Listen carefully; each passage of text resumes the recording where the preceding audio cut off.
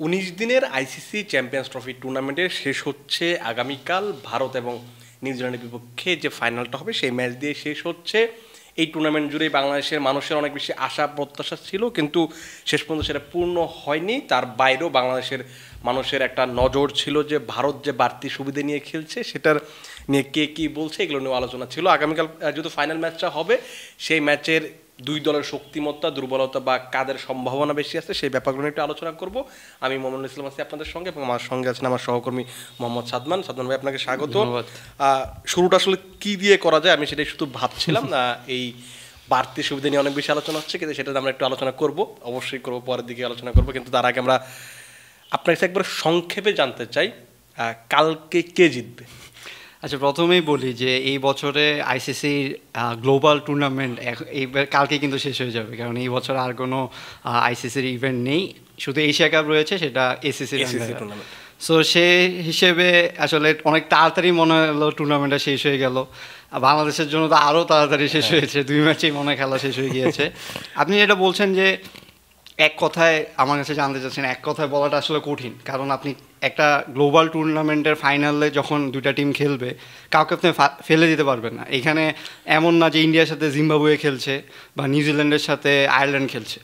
India এবং নিউজিল্যান্ডের দুইজনেরই হচ্ছে শক্তি, তাদের শক্তিমত্তা দিয়েই, শক্তির জায়গা দিয়েই তারা কিন্তু ফাইনালে এসেছে। আপনার যদি আপনি ইন্ডিয়ার কথা আমরা পরে আসছি, নিউজিল্যান্ডের কথা যদি দেখেন, নিউজিল্যান্ডে কিন্তু পাকিস্তানে যখন তারা খেলেছে মনে হয়েছে যেন পাকিস্তানকে তারা ওন করে।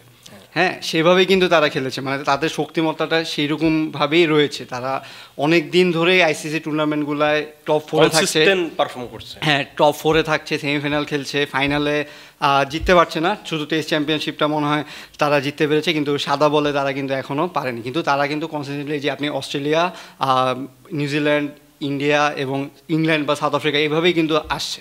সো সেক্ষেত্রে ইন্ডিয়ার জন্য যদি অস্ট্রেলিয়া শক্তিশালী প্রতিপক্ষ হয়, তারপরে যদি কোনো একটা টিম থাকে সেটা কিন্তু নিউজিল্যান্ড। সেটা ইন্ডিয়া নিজেরাও জানে, কারণ আপনি দেখবেন যে 19 সালে আপনার নিশ্চয়ই মনে আছে যে নিউজিল্যান্ডের কাছেই কিন্তু হেরে বিদায় নিয়েছিল।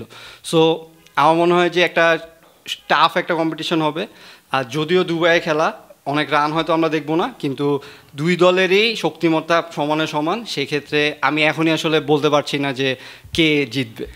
আমরা একটু আগে ভারত নিয়ে শুরু করি, যেহেতু ভারত আমাদের মানে কন্টিনেন্টের একটা টিম। যে জিনিসটা হচ্ছে যে এই পুরো টুর্নামেন্টে ভারতের পিছনে একটা বড় সমালোচনার জায়গা ছিল, বা মানুষ একটা সমালোচনা করেছে যে যেহেতু একটা মাঠে তারা ক্রিকেট খেলছে, একই জায়গায় বারবার প্র্যাকটিস করছে বা করছে, তো সেটার কারণে তারা একটা বাড়তি সুবিধা পাচ্ছে। এটা নিয়ে ভারতের ক্রিকেটার, সাবেক ক্রিকেটারও যেমন আলোচনা করেছেন, বাইরের যারা আছেন তারা তো অবভিয়াসলি এটা নিয়ে আলোচনা করছেন। কয়েকদিন আগে আমি ওয়াসিম জাফরকে দেখছিলাম, তিনি কথা বলছিলেন যে ভারত যদি শুধু দুবাইয়ে না খেলে শারজা কিংবা হচ্ছে আবুধাবি এগুলোতে একটা একটা করে ম্যাচ খেলতো, সেক্ষেত্রে হয়তো মানুষ এই প্রশ্নগুলো তুলতে পারতো না। কিন্তু তারপরও যদি এই সমালোচনাগুলো যদি বাদ দিই, সমালোচনার বাইরেও যদি আপনি মাঠের ক্রিকেটটা দেখেন, সেইখানে আসলে ভারতকে কতটা ডমিনেট করতে দেখলেন, যেহেতু 4টা ম্যাচে 4টায় তারা জয় পেয়েছে। মানে ভারত যেই টিম, এইভাবে ডমিনেট করাটাই কিন্তু স্বাভাবিক। আপনি সুবিধার কথা বলছিলেন, সবই মানলাম। এই জন্যই কিন্তু কথা বেশি হয় যে আপনি এরকম একটা দল থাকা সত্ত্বেও আপনাকে যখন এরকম একটা সুবিধা দেওয়া হচ্ছে, তখন কিন্তু দলটা আরও শক্তিশালী হয়ে ওঠে। আপনার এই টিমে যেই প্লেয়ারগুলো রয়েছে, আপনি চিন্তা করেন যে বিরাট কোহলিকে অফ ফর্মে থাকা মানে তিনি 50 এভারেজ, তিনি সেটা অফ ফর্মে। সো তিনি যে এই টুর্নামেন্টটা খেলছেন, আপনি দেখবেন যে সেমিফাইনালটা তিনি নিজে হাতে জিতিয়েছেন। পাকিস্তান ম্যাচটা তিনি নিজে হাতে জিতিয়েছেন। সো এই বিরাট কোহলি বা রোহিত শর্মা, এই দুজন থাকা অবস্থা সবসময় কিন্তু সবার রিয়েলাইজেশনে থাকে যে এই দুজন আছে টিমে অন্য। কিন্তু আপনি যদি দেখেন রিসেন্ট পারফরমেন্সে, এদের বাইরে কিন্তু অন্যরা অনেক পারফর্মার রয়েছে। সেক্ষেত্রে যখন আপনার এই দুইটা প্লেয়ারও পারফর্ম করবে, তাহলে আপনার বুঝতে হবে যে দলটা আসলে কতটা শক্তিশালী হয়ে উঠেছে। সো সেক্ষেত্রে আমরা এই যে এতদিন যে কথা বলছিলাম যে একই ভেন্যুতে খেলবে, বা ইভেন মোহাম্মদ শামিও কিন্তু বলেছে যে আসলে একই ভেন্যুতে খেলা হচ্ছে, এটাতে ইন্ডিয়া বাড়তি সুবিধা পাচ্ছে। হ্যাঁ, কারণ উইকেটের আচরণটা আপনি জানেন। আপনি একটা জিনিস চিন্তা করেন যে আপনি যখন টিম সাজাচ্ছেন, আপনি 4-5টা স্পিনার নিয়ে এসেছেন, সেখানে আপনি অলরাউন্ডার স্পিনার হলেও কিন্তু স্পিনার। হ্যাঁ, তো আপনি জানেন যে আপনার এইখানেই খেলা হবে। আপনি ইন্ডিয়ার মতো টিম এরকম না যে তারা ফাইনালের কথা চিন্তা না করে টিম আনবে, মানে এমন না যে ফার্স্ট রাউন্ড পার হলে আমরা অনেক কিছু হয়ে যাবে। সো তারা ফাইনাল পর্যন্তই চিন্তা করবে, সেইভাবেই কিন্তু তারা নিয়ে এসেছে টিম এবং সেটার ফল তারা পাচ্ছে। আপনি দেখবেন যে আপনি যদি পেসার কমিয়ে একটা এক্সট্রা স্পিনারও খেলান তখনও দেখবেন যে মানে পারফর্ম করে জিতে যাচ্ছে। তাদের মনে সবচেয়ে শক্তির জায়গাটা যেটা হচ্ছে যে যেমন রোহিত শর্মাকে যখন প্রথম ম্যাচের আগে, বাংলাদেশের ম্যাচের আগে খুব সম্ভবত যখন প্রশ্ন করা হয়েছিল যে আপনি 5 জন স্পিনার নিয়ে এসেছেন, তখন তিনি ব্যাপারটা ডিনাই করেছিলেন। তার কথা ছিল যে না, আমি 5 জন স্পিনার নিয়ে আসিনি। তার কাছে কথা হচ্ছে যে আমি শুধুমাত্র কুলদীপ যাদব এবং বরুণ চক্রবর্তী এই 2 জন স্পিনার নিয়ে এসেছি এবং 3 জন হচ্ছে অলরাউন্ডার। এই যে 3 জন অলরাউন্ডার, ওয়াশিংটন সুন্দর তিনি হয়তো এখনো ম্যাচ পাননি, কিন্তু রবীন্দ্র জাদেজা, অক্ষর প্যাটেল, তারা যে ব্যাটিংটাও করছেন বা ওই যে এরকম অলরাউন্ডার থাকার কারণে কি ভারতটা আরও বেশি শক্তিশালী? অবশ্যই। আপনি শুধু বাংলাদেশের কথা চিন্তা করুন, আপনি সাকিব আল হাসান যখন থাকে তখন আপনার টিমের স্ট্রেংথ কোথায় থাকে, আর সাকিব আল হাসান না থাকলে টিমের স্ট্রেংথ কোথায় থাকে। সেইখানে আপনি যখন 2টা 3টা 4টা পর্যন্ত আপনার বোলিং অলরাউন্ডার পাচ্ছেন। আপনি আকসার প্যাটেলের কথা চিন্তা করুন, তিনি এখন 4 নম্বরে খেলেন। হ্যাঁ, তাকে আপনি স্পিনার হিসেবে একসময় তিনি মানে খেলতে শেষের দিকে সে একটু রান করে দিতেন, কিন্তু এখন তিনি 4 নম্বরে মিডল অর্ডারের ব্যাটার। সেরকম একটা প্লেয়ার যে আপনাকে 10 ওভার বোলিং করে দিতে পারে, আবার 4 নম্বর ব্যাটিং করে দিবে। সো এই প্লেয়ার দিয়েই তো আসলে ছোট টিমগুলা মনে হয় যেন একটা টুর্নামেন্ট জিতে যেতে পারে। সেইখানে আপনার রবীন্দ্র জাদেজার মতো বড় প্লেয়ার রয়েছে। হার্দিক পান্ডিয়ার কথা বলতে হবে, হার্দিক পান্ডিয়াও কিন্তু পেস বোলিং অলরাউন্ডার। আরেকটা হচ্ছে তাদের স্ট্রেংথের বিষয়, হ্যাঁ আরেকটা স্ট্রেংথের ব্যাপার। সেইখানে আপনার রোহিত শর্মা, বিরাট কোহলিরা যখন পারফর্ম করবে তখন নিচে যারা এরা রয়েছে তাদের জন্য কাজটাও সহজ হয়। আর আপনি আসলে কতজনকে নিয়ে প্ল্যান করবেন, মানে আমি প্ল্যান করলাম যে আমি বিরাট কোহলিকে অফ স্ট্যাম্পের বাইরে দিয়ে বল করে আউট করে দিব, এরপরে নামবে শ্রেয়াস আয়ার, তাকে আপনি আউট করবেন, সেইটাও প্ল্যান আরেকটা করলেন, আউট করলেন, এরপর নামবে আকসার প্যাটেল, লোকেশ রাহুল, এরপর নামবে লোকেশ রাহুল, এরপর হার্দিক পান্ডিয়া। আপনি কত প্ল্যান করবেন? প্ল্যান করতে হবে। ব্যাটিং ডেপটা কিন্তু একেবারে 8 নাম্বার পর্যন্ত জেনুইন ব্যাটসম্যান, মানে এমন না যে মানে শুধু খেলার জন্য খেলছে। সেটাও তাও ব্যাটিং ট্র্যাকে না, ব্যাটিং ট্র্যাকে না, আপনার স্পিনারদের ট্র্যাকে। সেখানে আপনার 8 নাম্বার পর্যন্ত বলার ব্যাটার, আর সেখানে 7 জন বলার। সো এরকম যখন হয় তখন তো অবভিয়াসলি একটা অ্যাডভান্টেজ অনেক বড় থাকে। মানে এটা আসলে আপনি দলটা কিভাবে প্রস্তুত করছেন সেটা আসলে অ্যাডভান্টেজের বাইরেও আসলে এরকম আপনার প্ল্যানিংটা কতটা সলিড সেটাও আসলে নির্ভর করে। এই প্ল্যানিংটা যদি আপনি পাকিস্তানকে দিতেন বা আপনি বাংলাদেশকে যখন দিতেন তাও হয়তো এভাবে তারা এক্সিকিউট করতে পারতো না। কারণ আপনি পাকিস্তানের কিন্তু হোস্ট কান্ট্রি হওয়ার পরেও তাদের ট্রাভেল করতে হয়েছে, তাদের কম্বিনেশন চেঞ্জ করতে হয়েছে। কিন্তু ইন্ডিয়ার যে বিষয়টা হয়েছে যে আপনি সব মানে জানেন যে কবে আপনি সেমিফাইনাল পর্যন্ত ডেট জানেন, যেটা আসলে অন্য কোনো টিম জানবে না। যেমন সাউথ আফ্রিকা এবং অস্ট্রেলিয়াকে দুইজনকে যেতে হয়েছে, দুইজনকে ইয়ার জন্য। এই সুবিধাগুলো তাদের মেন্টাল ব্লকেজটা আরো দূর করে দেয়, খেলার পারফরমেন্স আরো ভালো, প্রেসারলেস থাকা যায়। তারা যতটাই ডিনাই করুক না কেন, রোহিত শর্মা ডিনাই করেছে, গৌতম গম্ভীর ডিনাই করেছে, আজকে দেখলাম ব্যাটিং কোচও ডিনাই করেছে ভারতের। সো ডিনাই করে আসলে মানুষ দেখছে এইটা। আপনি যদি আমি নর্মালি একটা চিন্তা করেন, আপনি যখন ছোটোবেলায় খেলেছেন তখন আপনি নিজের এলাকায় যখন খেলেছেন তখন একটা যেই পাওয়ার পেয়েছেন, আপনি অন্য এলাকায় যখন খেলতে গিয়েছেন আপনি সেই পাওয়ারটা নেই, বা আপনার মেন্টাল একটা ব্যাপার থাকে। আবার দুবাইয়ের মতো মাঠে বলছে গৌতম গম্ভীর বলেছে যে এখানে আমরা রেগুলার খেলি না, কিন্তু দুবাইয়ের মাঠে পুরাটাই ভারতীয় দর্শক।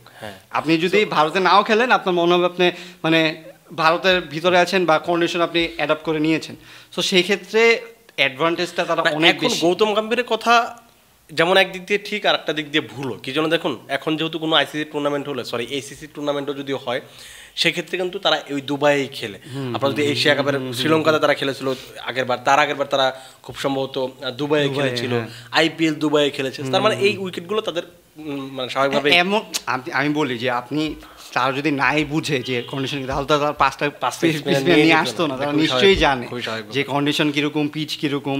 সো এখন আসলে মিডিয়া যখন কথা বলবে তখন তাদেরও উত্তর দিতে হবে, তারা বললে হবে না যে না আমরা ইয়া হচ্ছে। কিন্তু আসলে এই জিনিসটা সবারই বদার করে। আপনি যেহেতু ICC টুর্নামেন্ট খেলছেন, একটা ফেয়ার কল না থাকলে তাহলে হচ্ছে এটা আপনারই মানে অন্য টিমদের জন্য। যেমন ওই দিন সুনীল গাভাস্কার হচ্ছে নাসির হোসেনকে নিয়ে একটা খোঁচা দিয়েছেন যে ভারতের টাকাতে তোমাদের কি বলে বেতন হয়। এইটা তো আসলে হতে পারে না। তার মানে হচ্ছে আপনি কেন কি বলে ফ্যাসিস্ট স্বৈরাচার একটা আচরণ করছেন, এটা তো আসলে কখনো একটা টুর্নামেন্টে এটা হওয়ার পিছনে আসলে কারণ রয়েছে। আপনি ইন্ডিয়া যেভাবে মার্কেটটা দখল করেছে ক্রিকেটের, সেক্ষেত্রে আপনার সব প্লেয়ার আপনি ন্যাশনাল টিম বাদ দিয়ে আইপিএল খেলতে চান। সো ইন্ডিয়ার সাথে আপনি কানেক্টেড থাকতেই হয়। সো আপনি যখন ইন্ডিয়ার এগেনস্টে কথা বলবেন তখন আপনাকে আসলে এই কথা শুনতে হবে। আপনি যদি ওরকম বোল্ড ডিসিশন না দেন, আপনি অস্ট্রেলিয়ার প্লেয়ারদের দেখবেন যে অনেক সময় তারা অনেক বোল্ড ডিসিশন নিয়ে তারা খেলেনি। আপনি তারা দেশের জন্য খেলবে, টেস্ট খেলবে, এই জন্য খেলেনি। স্টারকে দেখেছেন আপনি অনেকদিন খেলেনি, এখনও যে ক্যারিয়ারের শেষের দিকে এসে হয়তো আবার খেলছে, আরেকটু টাকা তিনি আর্ন করবেন সেই জন্য খেলছেন। কিন্তু এই টাকাটাই তো আসলে মেইন, এই টাকার কথাটাই যখন এটার পিছনে আসলে বোর্ডদের একটা ব্যাপার থাকে যে আপনি আসলে ওখানে শক্তির ব্যাপার থাকে। আপনি সাউথ আফ্রিকার বোর্ডের কথা চিন্তা করুন, তারা একটা নিজস্ব ফ্র্যাঞ্চাইজি টুর্নামেন্ট খুলেছে, কিন্তু সেখানে ভারতীয়, তাহলে তাদের তো যেতে হয়েছে, তাদের তো সেই গার্ডসটা নেই বা অ্যাবিলিটিটা নেই যে না আমরা আমাদের ইয়াতেই করব। এটা হচ্ছে মানে ভারতের কাছে এই জন্য সবগুলা বোর্ড বা ইয়া বলেন একটু আটকা খাঁচায় বন্দির মতো ব্যাপার। তো জিনিসটা হচ্ছে যে ব্যাটিংয়ে নিশ্চিতভাবেই আগামীকাল হচ্ছে কোহলি এবং আমার কাছে মনে হয় যে গিলের উপর একটা বড় নজর দেবে, সেই সঙ্গে শ্রেয়াস আয়ারকেও বিবেচনা করা যেতে পারে। না, আপনি বারবার আমাকে বলেন যে রোহিত শর্মার দিকে নজর রাখতে হবে, কারণ ফার্স্টের পাওয়ার প্লেটাতে যদি তিনি একটা ভালো স্টার্ট করে দেয় তাহলে কিন্তু দলটা আরো মানে ভারতের এখন গেমটাই হচ্ছে প্রথম 10 ওভার, মানে জিনিসটা হচ্ছে 10 ওভারে রোহিত শর্মা কেমন খেলেন সেটার উপর নির্ভর করবে এই পুরো দলটা কেমন করবে। কারণ যদি যে জিনিসটা দেখাচ্ছে ইদানিং সময় যে রোহিত শর্মা নিজে একটা 50 বা সেঞ্চুরি করাচ্ছেও তার প্রায়োরিটিটা হচ্ছে প্রথম 10 ওভারে আমাকে 60, 70, 80, 90টা রান করতে হবে, যাতে করে পরের 40 ওভারে বাকি যারা আসবেন কোহলি, শ্রেয়াস আয়ার, লোকেশ রাহুল, তারা যেন স্বাচ্ছন্দ্যে ব্যাটিং করতে পারে, তারা যেন একটু রিল্যাক্স থাকতে পারে। যাতে করে আর দুবাইয়ের পিচে এইটা কিন্তু অনেক বড় ফ্যাক্টর। আপনি 80 রান করতে গেলে আপনাকে 20 ওভার খেলতে হবে, সেখানে আপনি 10 ওভারে যখন আপনি 80 রান করে ফেলছেন, 70 রান করে ফেলছেন, তখন অটোমেটিক্যালি ম্যাচটা আপনার কন্ট্রোলে চলে আসছে। এবং রোহিত শর্মা যেহেতু কোহলি যেহেতু ফর্মে আছেন, কোহলিরও একটা ব্যাপার থাকবে, তিনিও নিশ্চিতভাবে চাইবেন যে ফাইনালে, যেমন লাস্ট 24 টি20 ওয়ার্ল্ড কাপে তিনি ফাইনালে একটা 70 ওয়াটার টেনিস খেলে দিয়েছিলেন, তারা চ্যাম্পিয়ন হয়েছিল, এটাও নিশ্চিতভাবে তিনি চাইবেন। এবং যেহেতু ধরে নেওয়া হচ্ছে, অনেকের ক্ষেত্রেই ধরে নেওয়া হচ্ছে যে এটা আইসিসির ওয়ান ডে টুর্নামেন্টের শেষ টুর্নামেন্ট হতে পারে কোহলি রোহিতের ক্ষেত্রে, আমরা এখন জানি না, সেক্ষেত্রে তারা নিশ্চিতভাবে শেষটা ভালো করে করতে অবশ্যই। কারণ আপনি টি20 ওয়ার্ল্ড কাপটা দেখেছেন যে তারা জিতেই অবসর নিয়েছে। এখানে যদি জিতার পরে হয়তো যদি প্ল্যান থাকে যে না আমরা আর আসলে দেওয়ার কিছু নেই, আমরা ইয়ে করবো, তাহলে তাদের জন্য আসলে পারফেক্ট প্ল্যাটফর্ম হবে। তবে আমার কাছে মনে হয় না যে কোহলি যে ধরনের ফর্মে এখন রিটার্ন করেছেন, সেক্ষেত্রে মনে হয় না তিনি কোহলির ফর্ম আমার কোনোদিনই মনে হয় না, আমি তো বললাম যে কোহলি ফর্ম না থাকলে তারা এভারেজ পৌঁছান, এটা একটা ব্যাপার। আসলে এখন সমস্যা হচ্ছে তার ফিটনেসের বিষয় রয়েছে, একটা ব্যাপার থাকে যে আপনি যখন কোহলিকে সবসময় আসলে এত বড় রান করতে দেখবেন, তখন আপনি যখন আবার সেঞ্চুরি করতে না দেখবেন তখন মনে হবে যে কোহলি ফর্মে নেই। এখন এটা আসলে আমাদের এক্সপেকটেশনের একটা ব্যাপার, সে নিজেও আসলে মানুষের ভিতরে এখন হচ্ছে যে যেমন এই বড় প্লেয়ারদের একটা বিষয় রয়েছে যে তারা আসলে আগে থেকে সেট করে ফেলে যে আমি এই বছর পর্যন্ত খেলবো, কারণ নেক্সট আবার যেমন স্মিথের কথা দেখেন, আপনি স্মিথ চাইলেই কিন্তু 27 ওয়ার্ল্ড কাপ খেলতে পারতো, কিন্তু তিনি কিন্তু বলেছেন যে আমার জায়গাটায় যে খেলবে তার আসলে রেডি হতে সময় লাগবে, সে আরও 10 বছর সার্ভিস দিবে, 15 বছর সার্ভিস, তার এখন থেকে শুরু করা দরকার। সো এই ধরনের চিন্তাভাবনা আসলে থাকে। কোহলির মতো প্লেয়ারকে আসলে বোর্ডও চাবে না যে যদি এরকম ফিটনেস থাকে, আপনি যদি 40 বছর বয়সে 20 বছরের প্লেয়ারের মতো খেলতে পারেন, তাহলে বোর্ড কেন আপনাকে ছাড়বে? সো দেখা যাক এটা দেখা যাক। আর আমরা যদি নিউজিল্যান্ডের দিকে তাকাই, আর যেহেতু দুবাইয়ের উইকেটটা একটু স্লো এবং স্লাগিশ, যেটা আমরা ক্রিকবাজে দেখছিলাম যে ভারত এবং পাকিস্তানের যে ম্যাচের উইকেটটা, সেই ম্যাচের উইকেটটাই হবে, সেক্ষেত্রে নিউজিল্যান্ডের ব্যাটিংটা মনে হয় অনেক বেশি আলোচনায় থাকবে যে তারা কেমন ব্যাটিং করছে। কারণ আপনি যদি তার মানে নিউজিল্যান্ডের এক্স ফ্যাক্টর কিন্তু রাচিন রবীন্দ্র, এখন তিনি আইসিসি টুর্নামেন্টটা মানে ডমিনেট করছে পুরো। তার আমার মনে হয় 13টা ইনিংসে মনে হয় 5টা সেঞ্চুরি অলরেডি করে ফেলেছে। কিন্তু এখানে আসলে ফাইনালের একটা বড় চাপ রয়েছে, তিনি সেখানে আসলে প্রথম স্টার্টটা সবারই জন্য ভালো। আপনি যদি কনওয়ে গত ম্যাচটা খেলেনি, ইয়াংকে খেলিয়েছে, সো দেখা যায় কনওয়ে খেলে নাকি ইয়াং খেলে, যদি কনওয়ে খেলে সেখানে এরকম পিচের জন্য আমার মনে হয় কনওয়ে খুবই বেটার চয়েস হতে পারে। কারণ আপনার লাহোরে তারা খেলেছিল লাস্ট ম্যাচটা, সেখানে কিন্তু ফ্ল্যাট উইকেট, সো সেই হিসেবে ইয়াংকে খেলিয়েছিল। কিন্তু এখন কনওয়ে আর রাচিন রবীন্দ্র যদি ভালো স্টার্ট করে, উইলিয়ামসনও কিন্তু ভালো ফর্মে রয়েছে, সো এই টপ অর্ডারটা, হ্যাঁ তার আগেও আবার তার একটা ব্যাটিং এর কথা যদি বলি তাহলে নিউজিল্যান্ড এই টপ অর্ডারটা খুবই আসলে ইম্পর্টেন্ট। আপনার এইখান থেকে যদি তারা ধরে খেলতে পারে, আর উইলিয়ামসন, কোহলি এরা যারাই আছে তারা এই পিচগুলায় ধরে খেলার জন্য পারফেক্ট ব্যাটসম্যান। সো উইলিয়ামসনের জন্য আইডিয়াল হবে। উইলিয়ামসনেরও আসলে আইসিসি ট্রফির একটা ক্ষুধা রয়েছে, তিনি ক্যাপ্টেন হিসেবে না পারলেও প্লেয়ার হিসেবে যদি পারে সেটার একটা সবাই আসলে আমার মনে হয় যেন কালকের ম্যাচটায় ইন্ডিয়ার এগেনস্টে ওয়ার্ল্ড বলা যেতে পারে। সবাই আসলে মানে ক্রিকেট যারা খেলে তারা, কারণ আপনি মিলারের কথা দেখবেন যে মিলার কিন্তু বলেই দিয়েছে আমি নিউজিল্যান্ডকে সাপোর্ট করবো, কারণ তাদের সবার এখন মেন্টাল ইয়াতে রয়েছে, তারা বাড়তি সুবিধা পেয়েছে। সো বাড়তি সুবিধা একটা দলকে যদি হারাতে পারে কোনো দল, সেইটা দলের জন্য সবাই চিয়ার করবে। আর উইলিয়ামসনের জন্য তো মানে সবাই আসলে খুশি হবে। সো সেই ক্ষেত্রে উইলিয়ামসন প্লেয়ার হিসেবেও তো ফ্যাক্ট করবে, আর তার ইনিংসটা আমার মনে হয় যে অনেক ইম্পর্টেন্ট হবে। আর মিডলে তো মিচেল এবং ফিলিপস আছেই। ফিলিপসের কথা আসলে মনে হয় স্পেশালি বলতে হবে, সেটা বলবো। কিন্তু তার আগে জিনিস হচ্ছে যে আমরা যদি গ্রুপ পর্বে ম্যাচটা দেখি সেখানেও কিন্তু উইলিয়ামসন একটা 50 ওয়ার্ড সেঞ্চুরি ওই না মানে ভারতের বিপক্ষে যেটা সেখানে 70 বা 60 ওয়ার্ড একটা ইনিংস খেলেছেন তিনি। তার মানে হচ্ছে এই উইকেটটাতে তার জন্য খুবই পারফেক্ট। তিনি যদি একটু স্লো খেলতে পছন্দ করেন, ওই দিন অনেক বল খেলছিলেন, হ্যাঁ, কিন্তু ওই দিন আসলে টপ অর্ডারের একটা ব্যাপার ছিল।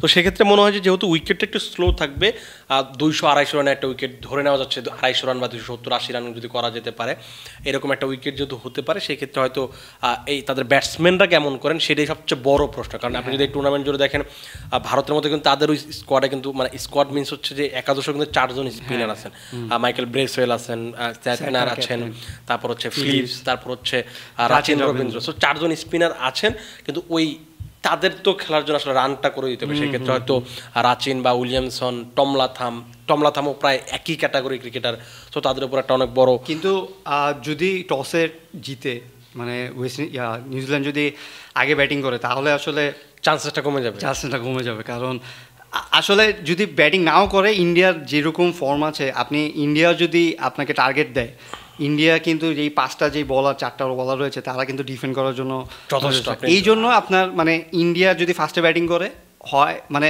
একটু নাগালে রেখে অল আউট করে দিতে হবে।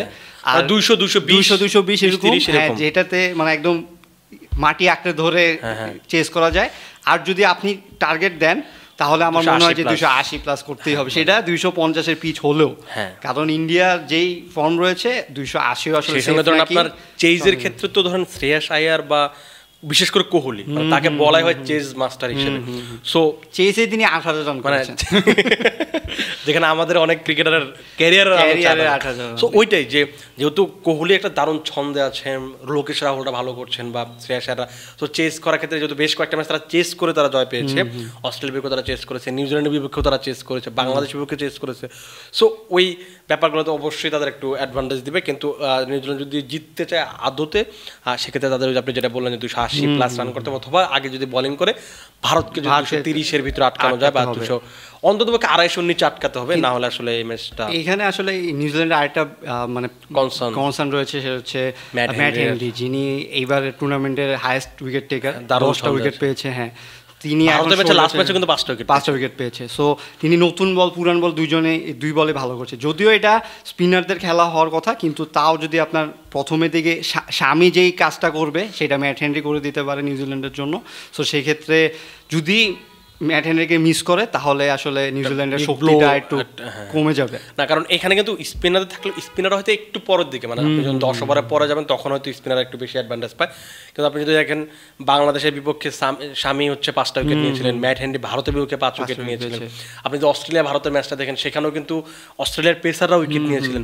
সো পেসারদের একটা অবশ্যই অ্যাডভান্টেজ থাকবে শুরুতে, সেটা আসলে কাজে লাগাতে হবে। পাওয়ার প্লেটা কন্ট্রোল করার জন্য আপনার পেসার লাগবে, ভালো পেসার লাগবে। কারণ আপনি যদি রোহিতের বিপক্ষে স্পিনার দেন, রোহিত আসলে কি করবে, রোহিত সেটা নিজেও জানেন না আসলে। তো ওইটা একটা অবশ্যই ব্যাপার থাকবে। তবে দেখা যাক, আমার কাছে মনে হয় যে ভারত একটু অনেকাংশেই অনেক দিক থেকে এগিয়ে থাকবে। দেখা তারপর মাঠে গিয়ে, তারপরেও এটা ফাইনাল। আপনি আপনার 17 সালের ইন্ডিয়া পাকিস্তান যখন ফাইনাল হয় তখন কেউই পাকিস্তানের পক্ষে গোনায় ধরে না। সো সেখানে নিউজিল্যান্ডকে আসলে গোনায় তো এমনিই ধরতে হবে। সো সেই ক্ষেত্রে ফাইনালের বিষয়টা যতই ইন্ডিয়া এগিয়ে থাকুক সব কিছুর দিক থেকে, ফাইনালের চাপটা বেশি। সো সেই ক্ষেত্রে আমার চাপের কথা বললাম, আমার একটা জিনিস মনে পড়লো। আমার কাছে যেটা মনে হয় যে ভারতই নিউজিল্যান্ডের চেয়ে বেশি চাপে। হ্যাঁ, কারণ এখানে একটা বড় ব্যাপার হচ্ছে যে নিজেদের কন্ডিশন, মানে নিজেদের কন্ডিশন আমাদের এই অঞ্চলের কন্ডিশন, এইটা একটা জিনিস। আরেকটা হচ্ছে এই যে আলোচনা হচ্ছে যে বাড়তি সুবিধা পাচ্ছে, বাই চান্স যদি ভারত এই চ্যাম্পিয়ন্স ট্রফিটাতে চ্যাম্পিয়ন হতে না পারে, তখন কিন্তু আরো বেশি সমালোচনা হবে। তখন কিন্তু ইন্ডিয়ান যারা আছেন তারাই কিন্তু সমালোচনা করবে যে একটা উইকেট এত খেলার পরও কেন তারা চ্যাম্পিয়ন হতে পারেনি।